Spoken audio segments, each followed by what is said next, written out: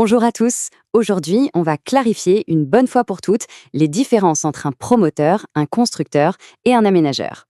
L'idée, c'est que tout devienne bien plus simple à comprendre dans le monde de l'immobilier. Promoteur, constructeur, aménageur. Ces mots, on les entend tout le temps, n'est-ce pas? Et on a vite fait de les mélanger. Pourtant, leurs métiers sont vraiment très différents. Il est donc temps de mettre un peu d'ordre dans tout ça. Mais alors, pourquoi c'est si important de bien faire la différence? Eh bien, la réponse est simple et elle est cruciale, surtout si on est propriétaire d'un terrain. C'est la clé pour savoir à qui s'adresser et surtout pour vendre son bien au meilleur prix possible. L'enjeu est vraiment de taille. Allez, c'est parti. On va décortiquer ensemble ces trois métiers, un par un, pour que tout devienne parfaitement limpide. Commençons avec le promoteur immobilier. Il faut vraiment l'imaginer comme le chef d'orchestre du projet. C'est lui qui trouve et achète le terrain, qui finance toute l'opération et qui pilote la construction jusqu'à la livraison. Le point le plus important à retenir, c'est que c'est lui qui porte tout le risque financier. Passons maintenant au constructeur. Lui, c'est le technicien, le spécialiste du bâtiment. Sa mission, construire une maison, par exemple. Mais attention, la différence fondamentale avec le promoteur, c'est qu'il n'achète jamais le terrain. Il intervient pour un client qui en est déjà propriétaire, le plus souvent via un contrat de construction de maison individuelle, un cadre très sécurisant. Et enfin, notre troisième acteur, l'aménageur. Son travail se passe bien avant même qu'on ne pense à poser la première brique. Il va acheter de grandes parcelles non constructibles et va s'occuper de tout pour les rendre viables. La division, l'eau, les routes, les raccordements. En bref, c'est lui qui prépare le terrain de jeu. Bon, on a vu les trois rôles. Mais pour que ce soit encore plus visuel et facile à retenir, rien ne vaut un bon tableau comparatif. Regardons ça de plus près. La ligne « achète le terrain » est très parlante. Qui achète?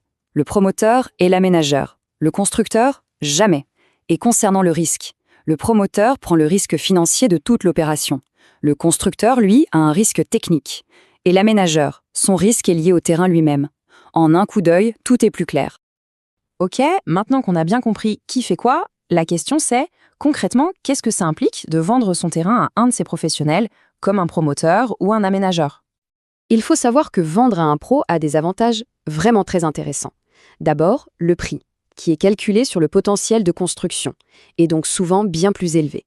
Ensuite, le financement est sécurisé, l'état de la maison importe peu, et, point non négligeable, il n'y a généralement aucun frais pour le vendeur.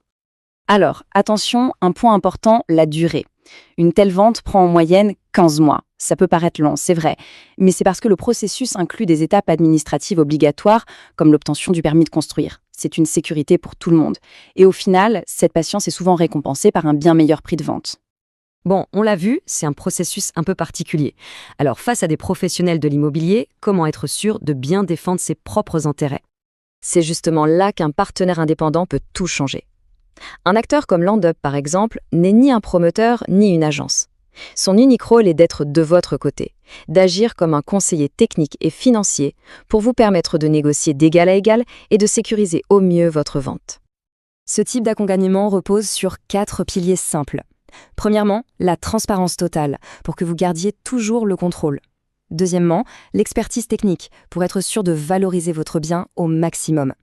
Troisièmement, zéro pression commerciale. Et enfin, un point très important, c'est gratuit pour le vendeur.